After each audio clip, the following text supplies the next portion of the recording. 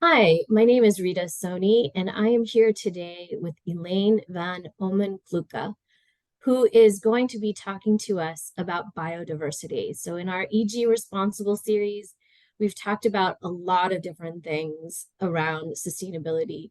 Today, I'm so excited to talk to Elaine about biodiversity.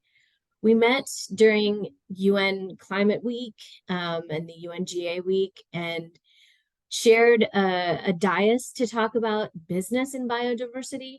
So I'm just really excited to have you here today, Elaine, to talk about this. Welcome. Thank you.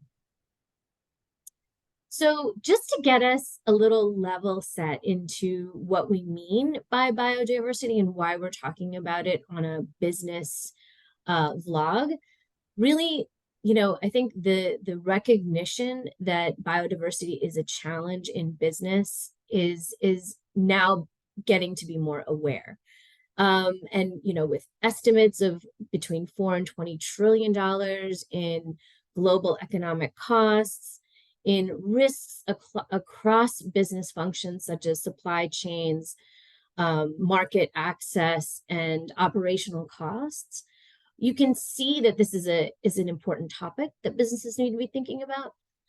But also seeing that we're a little behind the eight ball in terms of the number of businesses that are actually focused on it. But Elaine, I think you have some good news for our audience on why we should be thinking about this now and the sort of the view going forward. Well, I do hope so. And let's start actually by addressing why biodiversity is such a big deal, right? There's a lot of talk about it, and actually it has been communicated over the past 30 years that we see a rapid decline in biodiversity. But what is it? So biodiversity is really our life.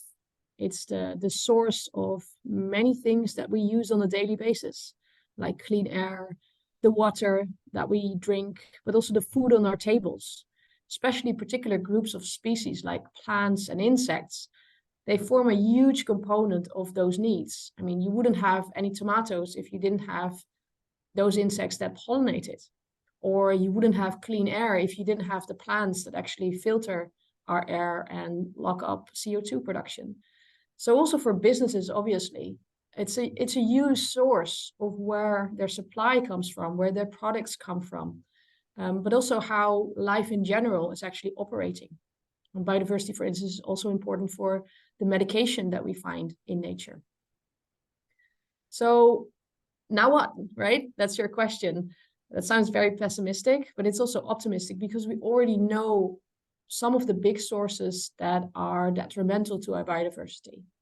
For instance, land use, or the use of pesticides, climate change, our own influence as human beings. And so that means that we also can work with it. We can start today, make small changes, especially around land use and pesticides, or how your company is more aware of what use they make from biodiversity and nature, and really make small changes along the line.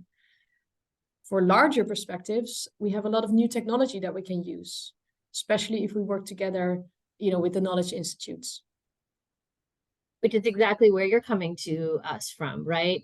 Not a research, not a university, but a research think tank that's coming up with the solutions that we then bring to business. And Rise can be this partner in coming up with these solutions. Yeah, definitely. We hope to be. I mean, there's a lot of researchers that have similar questions. And also the knowledge institutes really want to drive the biodiversity discussion and help, the business and industry components to really make a big difference. They can.